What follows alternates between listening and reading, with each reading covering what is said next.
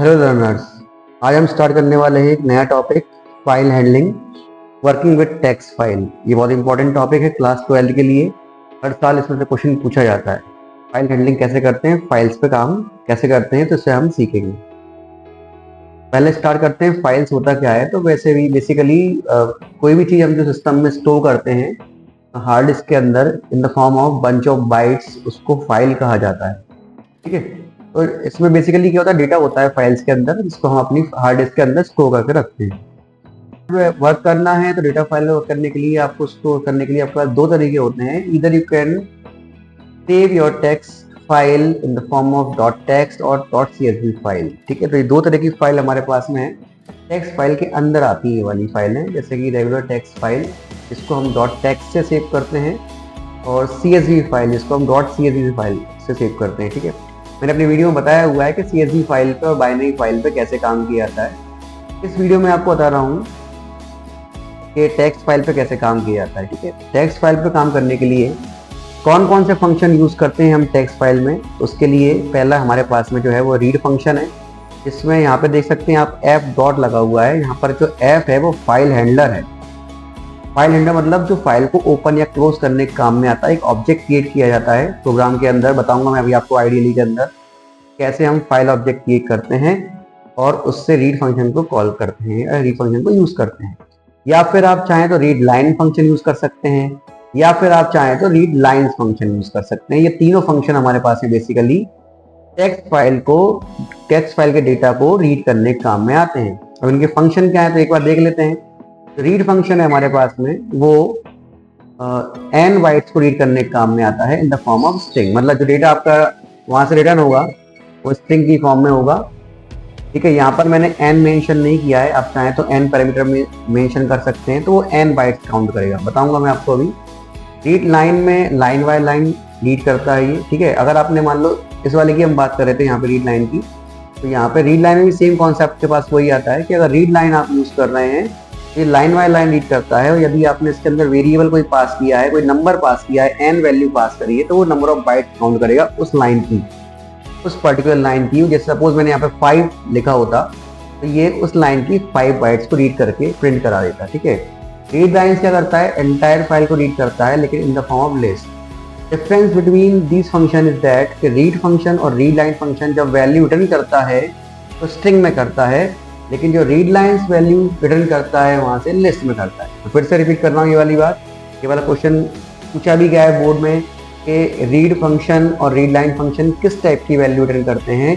Read function और read line function string value return करते हैं, और जो रीड लाइन्स होता है वो लिस्ट वैल्यू रिटर्न करता है। मतलब जो आपका रिजल्ट आएगा वो लिस्ट की फॉर्म में आएगा। ठीक है, प्रोग्राम को बनाने से पहले उसका प्रोग्राम का एक बार अपन की पॉइंट देख लेते हैं कि अगर आप प्रोग्राम बना रहे हो, you are going to create a program on text file, कौन कौन सी की पॉइंट्स आपको माइंड में रखना है।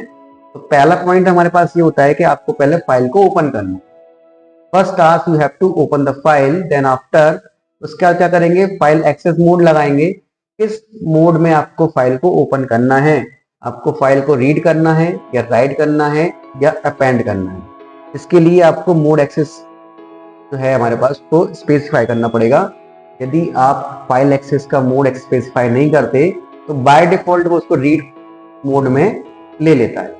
ठीक है, अगली स्टेप में आप क्या करेंगे, the next step you will use right function और रीड फंक्शन। जो भी फंक्शन आपको यूज करना है, रीड फंक्शन के लिए यूज कर रहे हैं प्रोग्राम को या राइट के लिए कर रहे हैं, उसको यूज करेंगे।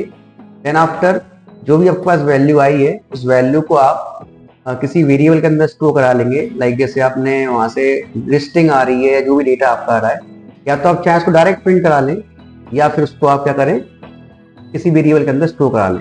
राइट, तो ऐसा हो जाए डेटा के अंदर, मतलब वेरिएबल के अंदर अगर वैल्यू आ जाती है उसको प्रिंट करा लेते हैं, और प्रिंट कराने के बाद में हम फाइल को क्लोज कर देते हैं। तो ये कुछ की पॉइंट्स हैं जब आपको प्रोग्राम आप बनाते हैं उसमें आपको ध्यान रखना है। ठीक है, चलिए आइए देख लेते हैं। सी In this way, you can create a program to read data from text file. Data को रीड करने के लिए कहाँ से, टेक्स्ट फाइल से रीड करने के लिए हम ये कोड लिखते हैं। यहाँ पर मैंने आपको बताया था the first task is to create a file object. इसको हम फाइल हैंडलर भी कहते हैं। इसका काम क्या होता है बच्चों, इसका काम होता है फाइल को ओपन करना। यहाँ पर आर जो रो आर मैंने यूज किया है ये रॉ स्ट्रिंग के लिए होता है। यहाँ पर जिस जगह आपकी फाइल स्टोर है उसका आपको पर्टिकुलर एड्रेस देना पड़ता है। एड्रेस देते कैसे हैं इसके लिए देखिए, ये मैं करिएगा, ये जो फाइल है आपकी इस पर राइट क्लिक करिएगा। राइट क्लिक करने के बाद में इसको आप राइट क्लिक करेंगे यहाँ से, तो ये प्रॉपर्टीज पे जाएंगे। आप प्रॉपर्टीज पे जाने के बाद में ये आपको यहाँ पे उसका एड्रेस मिल जाएगा। एड्रेस को आप कॉपी करेंगे, कॉपी कर लिया मैंने। तो कॉपी करने के बाद में जहाँ पर भी आपका कोड लिखा हुआ है उस कोड में आप इसको पेस्ट कर देंगे। ये मैंने इसको पेस्ट कर दिया है।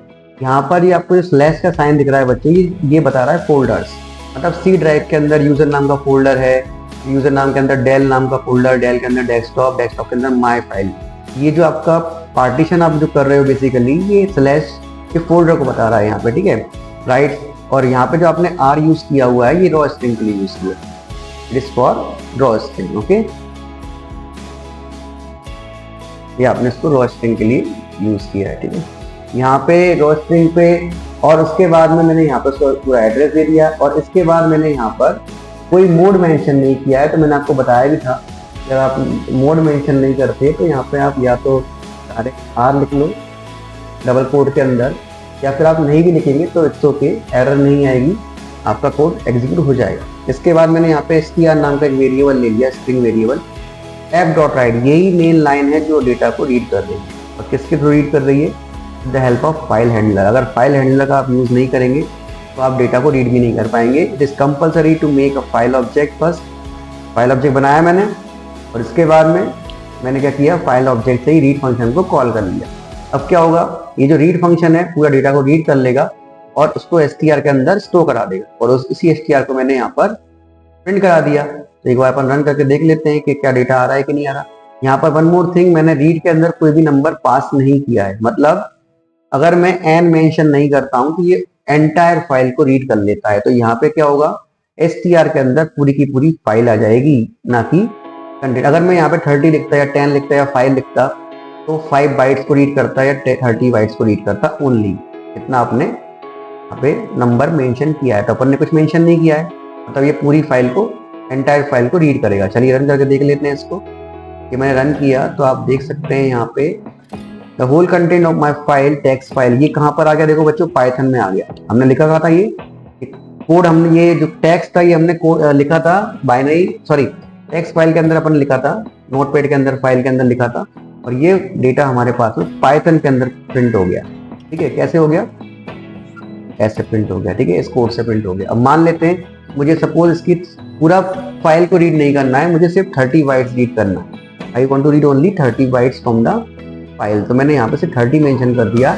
30 मेंशन करने के बाद मैं रन करूंगा तो पूरी फाइल नहीं आ रही है, सिर्फ 30 बाइट्स तक के कैरेक्टर जो हैं, इंक्लूडिंग स्पेस और कॉमा जो भी आपने लिया है, एंटर भी, सबको ये कैरेक्टर काम करता है क्योंकि वो भी एक कैरेक्टर ही तो है। उन सबको रीड करके वो 30 कैरेक्टर्स को ये रीड करा देता है।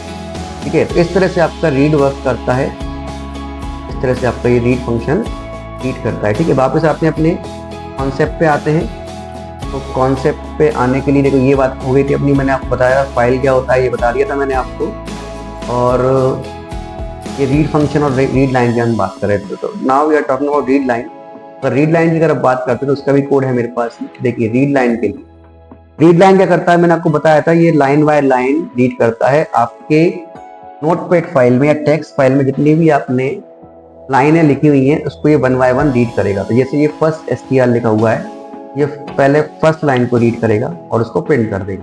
ठीक है, उसके बाद ये सेकंड लाइन को रीड करेगा, उसके बाद थर्ड लाइन को रीड करेगा। तो यहाँ पर देखिए प्रोग्राम क्या कर रहा है, मेरा प्रोग्राम 3 लाइन को रीड कर रहा है। ठीक है, 1 बाय 1। ये फर्स्ट लाइन रीड करी और प्रिंट करा दिया, सेकंड लाइन रीड करी फिर प्रिंट करा दिया। जितनी बार आप रीड लाइन यूज करेंगे उतनी बार ये नेक्स्ट लाइन पे स्विच करेगा और उसको रीड करेगा।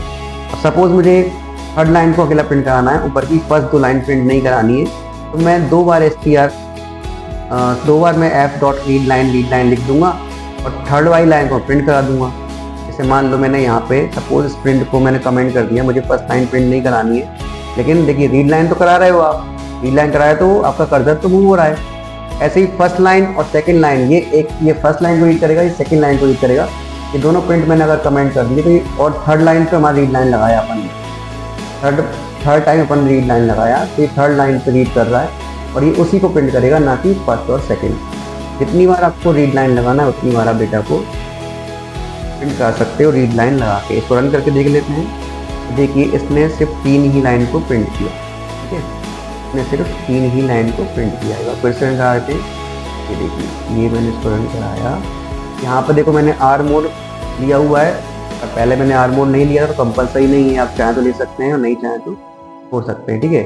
ये देखिए फर्स्ट, सेकंड और थर्ड 3 लाइन हमारे पास में प्रिंट हो रही है। ये फर्स्ट रीड लाइन से हो रहा है first line, second read line से सेकंड रीड लाइन हो रही है, थर्ड लाइन से थर्ड हो रही है। अगर मैं फर्स्ट 2 लाइन की प्रिंट हटा देता हूँ तो थर्ड लाइन अकेला प्रिंट करेगा, ठीक है। अगर मैंने यहाँ से इस प्रिंट को हटा दिया, सपोज इसको कमेंट कर दिया और मैंने इसको भी कमेंट कर दिया, पहले ये प्रीवियस आउटपुट में हटा देता हूँ जिससे आप कंफ्यूज नहीं होंगे, ठीक है।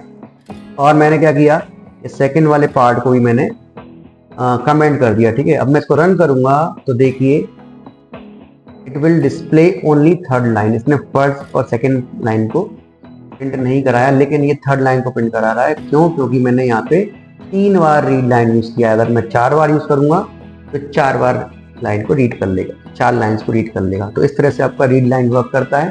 थर्ड वाले में क्या था, आपका रीड लाइन्स था। तो रीड लाइन्स में क्या करना होता है आपको, रीड लाइन्स में सिमिलरली जैसे आपने प्रोग्राम बनाया था, ये देखिए ये रीड लाइन्स का प्रोग्राम है, तो ये सेम जो रीड फंक्शन काम कर रहा था वैसे ही रीड लाइन्स काम कर रहा है। जैसे आपका रीड फंक्शन काम कर रहा था वैसे ही रीड लाइन्स काम कर रहा है। बट इसमें डिफरेंस ये है कि जो आपका डेटा आएगा बच्चों, तो डेटा आपका लिस्ट की फॉर्म में आएगा, ठीक है। किसकी फॉर्म में आएगा, लिस्ट की फॉर्म में आएगा। यहाँ आप देख सकते हैं, यहाँ पर ये जो आपका डेटा आ रहा है, ठीक है, ये आपका ये डेटा प्रिंट हो रहा है, ये लिस्ट की फॉर्म में हो रहा है। लिस्ट मतलब स्क्वायर ब्रैकेट में, ठीक है। देखो कैसे हो रहा है, ये यहाँ देखिए ये स्क्वायर ब्रैकेट लगा हुआ है और यहाँ पर स्क्वायर ब्रैकेट से क्लोज हो गया। मतलब आपका जो एंटायर डेटा है, पूरा डेटा जो है वो लिस्ट के अंदर आ गया और हर एक जो आपका वर्ड था उसको उसने कॉमा से सेपरेट कर दिया। तो ये फर्स्ट एलिमेंट हो गया, सेकंड, थर्ड, ऐसे करते करते स्लैश एन मतलब एंटर को शो कर रहा है। यहाँ पे मैंने बेटर के बाद में एंटर की प्रेस किया था, तो एंटर किसको शो कर रहा है, स्लैश एन को शो कर रहा है। फिर जैस के बाद नेक्स्ट लाइन पे आए थे तो स्लैश एन जो लिखा हुआ है वो नेक्स्ट लाइन को शो कर रहा है, कैरेक्टर होता है वो भी एक। इस तरह से आपका रीड लाइन्स काम करता है। एक बार फिर से कॉन्सेप्ट पे आते हैं, अपन ने क्या किया और मैं आपको एक बार प्रोग्राम भी रिकैप करके बता देता हूँ कि हमने प्रोग्राम में क्या बनाया। बस आप इसी को एक बार देख लीजिएगा। ये की फीचर्स हमारे हो गए थे। इसके बाद अगर हम बात करते हैं प्रोग्राम के कोड की, तो रीड फंक्शंस के लिए if you want to read entire program, उसके लिए आप क्या यूज करेंगे, आप ये प्रोग्राम यूज करेंगे। सबसे पहले मैंने ओपन ऐप फाइल ऑब्जेक्ट बनाया, आप कुछ भी नाम ले सकते हैं। उसमें ओपन यूज किया, मतलब मैं इस फाइल को पहले ओपन करूंगा। ध्यान रखिएगा जो भी फाइल को आप ओपन कर रहे हैं उस फाइल का पहले से सिस्टम में, आपके कंप्यूटर में या हार्ड डिस्क में होना कंपलसरी है। अगर वो फाइल नहीं है तो एरर आ जाएगी। फाइल का जरूरी है, और जो भी आप नाम दे रहे हैं विथ देयर प्रॉपर एड्रेस, ये भी बहुत जरूरी है। अगर फाइल का एड्रेस नहीं मिलेगा तो नो सच फाइल और डायरेक्टरी का एरर आ जाएगा, मतलब तो फाइल नहीं मिल रही है आपकी, तो उसका ध्यान रखिएगा। उसके बाद में f.read, ये आपका मैंने इसको हाईलाइट भी किया हुआ है। ये फंक्शन f की हेल्प से पूरे डेटा को रीड करेगा और str के अंदर प्रिंट करा स्टोर करा देगा, और उसी str को हमने प्रिंट करा दिया। फिर क्लोज कर लेंगे फाइल को। आप इस तरह से आप किसी फाइल को रीड कर सकते हैं। या फिर अगर आपको कुछ बाइट्स रीड करवाना है, लाइक 30 बाइट्स रीड करवाना है, इन दैट केस आप अगेन सेम कॉन्सेप्ट यूज करेंगे। पूरा कोड सेम है, बस पहले मैंने वहाँ पे f.read लिखा था, अब मैंने f.read 30 कर दिया बस। यहाँ पर आप कोई सा भी नंबर ले सकते हैं। इस तरह से आप पर्टिकुलर बाइट्स को रीड कर सकते हैं, ना कि पूरे प्रोग्राम को, ठीक है। उसके बाद मैंने आपको बताया था कि रीड लाइन यूज कैसे करते हैं। तो रीड लाइन यूज करने के लिए अगर आपको प्रोग्राम को लाइन बाय लाइन रीड करना है तो उसके लिए आप f.readline यूज करेंगे।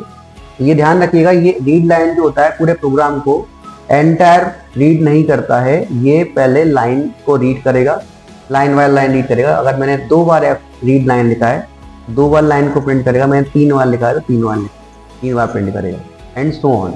जितनी आप लाइन चाहे उतनी लाइन प्रिंट कर सकते हैं। यदि आप रीड लाइन के अंदर कोई नंबर पास करते हैं तो ये उस लाइन का उतने बाइट्स को रीड कर लेगा। इसके बाद मैंने आपको बताया था रीड लाइन्स क्या होता है। तो रीड लाइन्स में बेसिकली जो डेटा होता है हमारे पास में वो लिस्ट की फॉर्म में आता है।